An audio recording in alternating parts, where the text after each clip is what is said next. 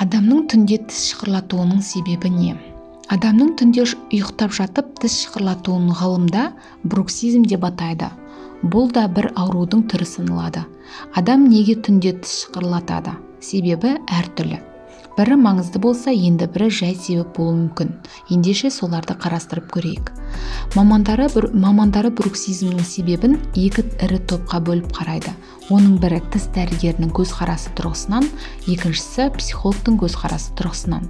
Мәселен, тіс дәрігерлері адамның түнде тіс шықырлатуының себебі ауыз қуысының дұрыс орналаспауы, әсіресе тіс жүйесінің дұрыс орналаспағанынан болады деп түсіндіреді.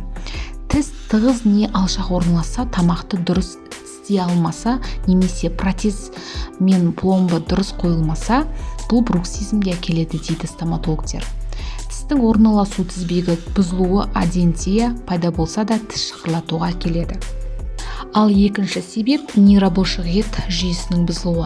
Бұған неврологиялық себептер жатады. Күйзеліс, көңіл күйдің түсуі, күнделікті күйбең тіршіліктен қажу, психикаға күш түсу сынды психологиялық жай-күйлер әсер етеді.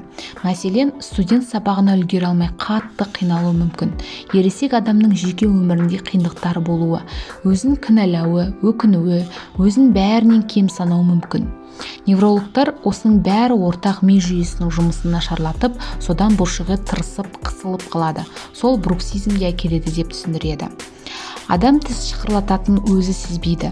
Көбіне елден естиді. Адам бір тіс шықырлатқанда 10 секундқа дейін шықырлатуы мүмкін, бірақ соны қайталау береді. Түнімен тіс шықырлатқан адам таңертең басы ауырып, иегі мен жағы ауыруы мүмкін. Адамның ұйқы қанбауы, шаршап тұруы мүмкін. Тіс шықырлатқан жақсы емес. Мамандардың айтуынша тіске аса зиян көрінеді. Тістің эмалі кетіп, тіс қисық бітуі мүмкін. Ыстық пен суық нәрсені іше алмай қалуы ықтимал адамның. Содан тіс қабынуы мүмкін. Пломбамен тіс сауыт кетуі мүмкін. Сондықтан мамандарға қаралған абзал. Ортодонт, хирург, невролог, психотерапевт және стоматологтар қарап бруксизмнің себебін анықтайды. Невролог пен психотерапевт тіс шықырлатудың неден екенін анықтап, ортодонт пен стоматолог емдейді.